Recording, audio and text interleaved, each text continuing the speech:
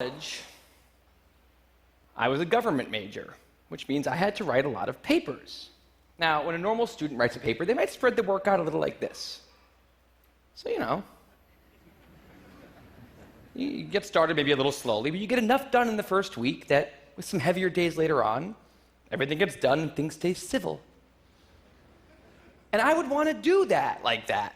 That would be the plan. I would have it all ready to go, but then actually the paper would come along, and then I would kind of do this. And that would happen every single paper. But then came my 90-page senior thesis, a paper you're supposed to spend a year on.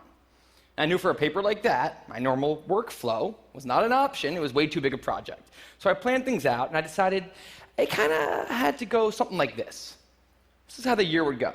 So I'd start off light, and I'd bump it up in the middle months. And then at the end, I would kick it up into high gear. It's just like a little staircase. How hard could it be to just walk up the stairs? No big deal, right? But then, funniest thing happened. Those first few months, they came and went, and I couldn't quite do stuff. So we had an awesome new revised plan. But then those middle months actually went by, and I didn't really write words. And so we were here. And then 2 months turned into 1 month, which turned into 2 weeks. And one day I woke up with 3 days until the deadline, still not having written a word, and so I did the only thing I could. I wrote 90 pages over 72 hours, pulling not one but 2 all-nighters. Humans are not supposed to pull 2 all-nighters. Sprinted across campus, dove in slow motion, and got it in just at the deadline. I thought that was the end of everything. But a week later, I get a call. And it's the school. And they say, "Is this Tim Urban?" And I say, "Yeah." And they say, "We need to talk about your thesis." And I say, "Okay." And they say, "It's the best one we've ever seen."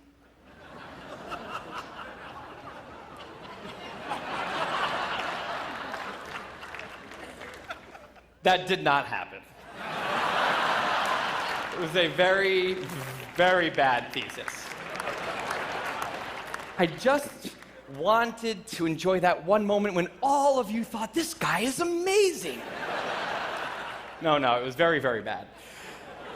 Anyway, today I'm a writer, blogger guy. I write the blog Wait, But Why? And a couple of years ago, I decided to write about procrastination. My behavior has always perplexed the non-procrastinators around me, and I wanted to explain to the non-procrastinators of the world what goes on in the heads of procrastinators and why we are the way we are. Now, I had a hypothesis that the brains of procrastinators were actually different than the brains of other people. And to test this, I found an MRI lab that actually let me scan both my brain and the brain of a proven non-procrastinator, so I could compare them, and I actually brought them here to show you today, and I want you to take a look carefully to see if you can notice a difference. And I know that if you're not a trained brain expert, it's not that obvious, but just take a look, okay? So here's the brain of a non-procrastinator. Now, here's my brain.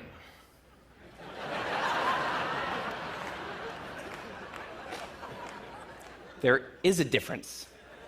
Both brains have a rational decision maker in them, but the procrastinator's brain also has an instant gratification monkey. Now, what does this mean for the procrastinator? Well, it means everything's fine until this happens. So the rational decision maker will make the rational decision to do something productive, but the monkey doesn't like that plan. So he actually takes the wheel, and he says, "Actually, let's read the entire Wikipedia page of the Nancy Kerrigan-Tanya Harding scandal, because I just remembered that happened." Then we're going to go over to the fridge. We're going to see if there's anything new in there since 10 minutes ago. After that, we're going to go on a YouTube spiral that starts with videos of Richard Feynman talking about magnets and ends much, much later with us watching interviews with Justin Bieber's mom. All of that's going to take a while, so we're not going to really have room on the schedule for any work today. Sorry. Now, what is going on here? The instant gratification monkey does not seem like a guy you want behind the wheel. He lives entirely in the present moment. He has no memory of the past, no knowledge of the future, and he only cares about two things: easy and fun. Now, in the animal world, that works fine. If you're a dog and you spend your whole life doing nothing other than easy and fun things, you're a huge success. And to the monkey, humans are just another animal species he has to keep well slept, well fed, and propagating into the next generation, which in tribal times might have worked okay. But if you haven't noticed, now we're not in tribal times. We're in an advanced civilization, and the monkey does not know what that is, which is why we have another guy in our brain, the rational decision maker, who gives us the ability to do things no other animal can do. We can visualize the future. We can see the big picture. We can make long-term plans. And he wants to take all of that into account, and he wants to just have us do whatever makes sense to be doing right now. Now, sometimes it makes sense to be doing things that are easy and fun, like when you're having dinner or going to bed or enjoying well-earned leisure time. That's why there's an overlap. Sometimes they agree. But other times, it makes much more sense to be doing things that are harder and less pleasant for the sake of the big picture, and that's when we have a conflict. And for the procrastinator, that conflict tends to end a certain way every time, leaving him spending a lot of time in this orange zone, an easy and fun place that's entirely out of the makes sense circle. I call it the dark playground. Now, the dark playground is a place that all of you procrastinators out there know very well. It's where leisure activities happen at times when leisure activities are not supposed to be happening. The fun you have in the dark playground isn't actually fun because it's completely unearned, and the air is filled with guilt, dread, anxiety, self-hatred, all those good procrastinator feelings. And the question is, in this situation, with the monkey behind the wheel, how does the procrastinator ever get himself over here to this blue zone? A less pleasant place, but where really important things happen. Well, turns out that the procrastinator has a guardian angel, someone who's always looking down on him and watching over him in his darkest moments, someone called the panic monster.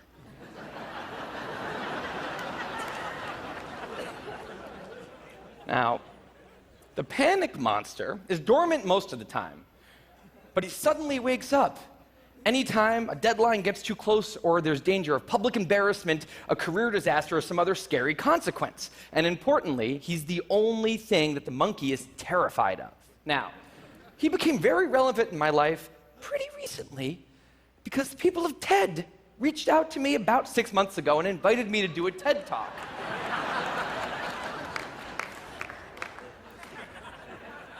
Now, of course, I said yes. It's always been a dream of mine to have done a TED Talk in the past.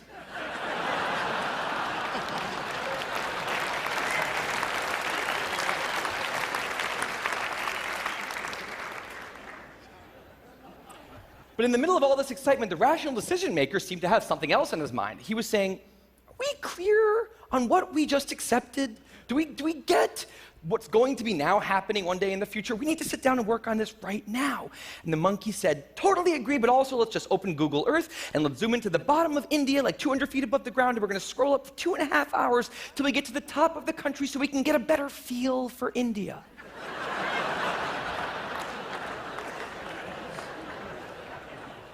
So that's what we did that day.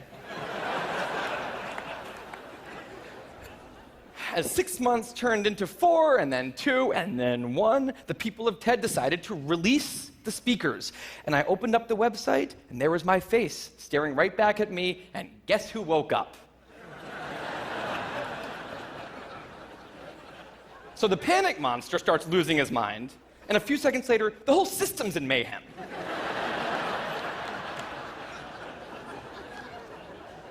And the monkey, who, remember, he's terrified of the panic monster, boom, he's up the tree. And finally, the rational decision maker can take the wheel and I can start working on the talk. Now, the panic monster explains all kinds of pretty insane procrastinator behavior, like how someone like me could spend 2 weeks unable to start the opening sentence of a paper and then miraculously find the unbelievable work ethic to stay up all night and write 8 pages. And this entire situation with the 3 characters, this is the procrastinator's system. It's not pretty, but in the end, it works. And this is what I decided to write about on the blog just a couple years ago. Now, when I did, I was amazed by the response. Literally thousands of emails came in from all different kinds of people, from all over the world, doing all different kinds of things. These were people who were nurses and bankers and painters and engineers and lots of PhD students. And they were all writing saying the same thing. I have this problem too. But what struck me was the contrast between the light tone of the post and the heaviness of these emails. These people were writing with intense frustration about what procrastination had done to their lives, about what this monkey had done to them. And I thought about this, and I said, well, if the procrastinator system works, then what's going on? Why are all these people in such a dark place? Well, it turns out that there's two kinds of procrastination. Everything I've talked about today, the examples I've given, they all have deadlines. And when there's deadlines, the effects of procrastination are contained to the short term because the panic monster gets involved. But there's a second kind of procrastination that happens in situations when there is no deadline. So if you want to have a career where you want to be a self-starter, something in the arts, something entrepreneurial, there's no deadlines on those things at first because nothing's happening at first, not until you've gone out and done the hard work to get some momentum, to get things going. There's also all kinds of important things outside of your career that don't involve any deadlines, like seeing your family or exercising and taking care of your health, working on your relationship or getting out of a relationship that isn't working. Now, if the procrastinator's only mechanism of doing these hard things is the panic monster, that's a problem because in all of these non-deadline situations, the panic monster doesn't show up. He has nothing to wake up for. So the effects of procrastination, they're not contained. They just extend outward forever. And it's this long-term kind of procrastination that's much less visible and much less talked about than the funnier, short-term, deadline-based kind. It's usually suffered quietly and privately, and it can be the source of a huge amount of long-term unhappiness and regrets. And I thought, that's why these people are emailing, and that's why they're in such a bad place. It's not that they're cramming for some project. It's that long-term procrastination has made them feel like a spectator at times in their own lives. The frustration was not that they couldn't achieve their dreams, it's that they weren't even able to start chasing them. So I read these emails and I had a little bit of an epiphany that I don't think non-procrastinators exist. That's right. I think all of you are procrastinators. Now, you might not all be a mess, like some of us. And some of you may have a healthy relationship with deadlines. But remember, the monkey's sneakiest trick is when the deadlines aren't there. Now, I want to show you one last thing. I call this a life calendar. That's one box for every week of a 90-year life. That's not that many boxes, especially since we've already used a bunch of those. So I think we need to all take a long, hard look at that calendar. And we need to think about what we're really procrastinating on, because everyone is procrastinating on something in life.